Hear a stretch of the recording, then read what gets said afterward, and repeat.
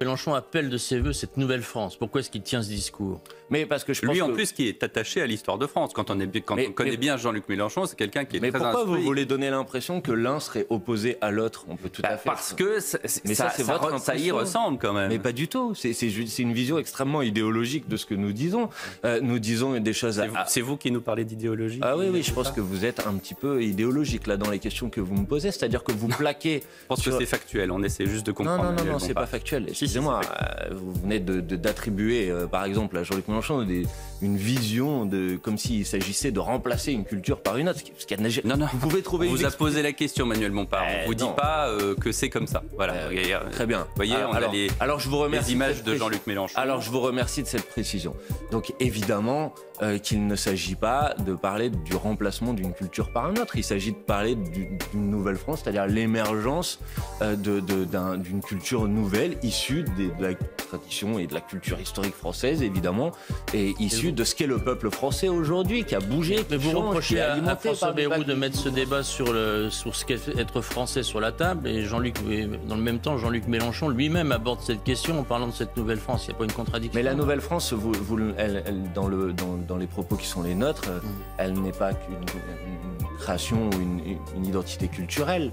Elle est de savoir si la France aujourd'hui, elle voit justement cette créolisation comme une menace, comme une inquiétude, ou au contraire, est-ce qu'elle le voit comme une source d'opportunité pour faire face aux défis qui sont devant nous? Et vous avez le sentiment que les Français voient ça comme une opportunité ou comme une menace, cette créolisation? Non, les Français, quand on regarde les études à long terme, pas un sondage par-ci, par-là, lié à des faits parfois dramatiques. On va regarder, par exemple, c'est les travaux d'un universitaire comme Vincent Tibéri. Vous voyez que depuis 40 ans, les Français, par exemple, dans leur rapport à l'immigration, ont beaucoup plus de tolérance aujourd'hui qu'ils l'avaient les 40 dernières années. Ça, c'est tous les sondages montrent que les Français veulent beaucoup moins d'immigration. Précisément, non, en fait, monsieur. Si, tous. Non, précisément, je viens de vous citer des travaux universitaires que peut-être vous n'avez pas regardés, qui disent exactement l'inverse. Les sondages de tous les instituts disent que les Français veulent moins d'immigration. C'est un fait. Monsieur, invitez monsieur Tibéri, qui travaille avec invitez les présidents, les directeurs d'instituts de sondage qui vous diront la même chose que moi. Mais les instituts de sondage ne font pas des études de long terme de 40 ans sur la base des statistiques de l'INSEE, c'est-à-dire un travail sérieux. Moi, c'est de ça dont je suis en train de vous parler. Vous voulez dire que les instituts de sondage ne sont pas sérieux? Ah non, ils ne sont pas sérieux. Évidemment. Aucun. Écoutez, je sais pas. Normalement, quand on est censé faire des prévisions de résultats électoraux, on n'est pas censé se tromper. Je dois vous rappeler qu'au moment des dernières élections législatives, 27 sondages ont été publiés. 27 sur 27 disaient que l'extrême droite allait avoir le plus grand nombre de sièges à l'Assemblée nationale.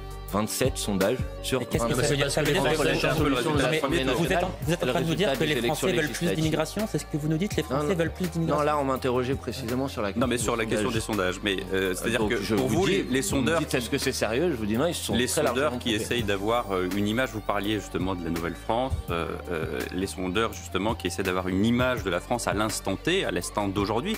C'est ça aussi qui vous intéresse. Si je comprends bien, et dès la dernière déclaration de Jean-Luc Mélenchon, c'est à quoi ressemble la France aujourd'hui et pas il y a 1500 ans. Donc, si on prend les sondeurs qui regardent la situation d'aujourd'hui, c'est l'instant T, c'est ce que font les sondeurs, que ce soit l'IFOP, que ce soit CXA, que ce soit Odoxa, que ce soit tous les sondeurs. En fait, ils se sont trompés ou ils ne se sont pas trompés aux dernières élections législatives? Les Français ont le droit aussi de changer d'avis dans la dernière ligne droite avant de se rendre aux urnes. Vous dire est faux? Les Français... Est-ce que oui ou non, 27 sondages sur 27 disaient que l'extrême droite allait gagner les élections législatives? C'est vrai ou c'est faux ce que je suis en train de vous dire?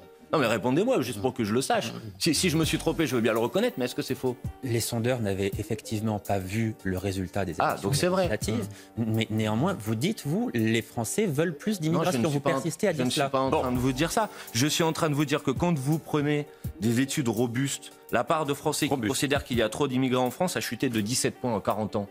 Voilà. Donc, peut-être que vous pouvez le contester, peut-être que ça ne correspond pas à votre propre vision des choses, mais c'est des éléments chiffrés, précis, sur la base d'études statistiques. Mais ça ne me surprend pas que vous me posiez cette question.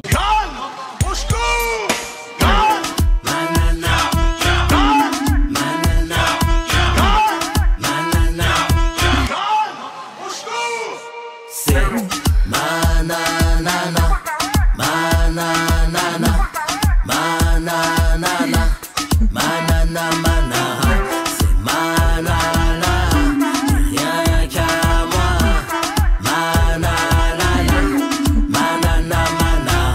la chanson de l'été, Nana Manara de Nicolas Malone sur Spotify, iTunes, et bien sûr Deezer pour bouger, danser, se remuer.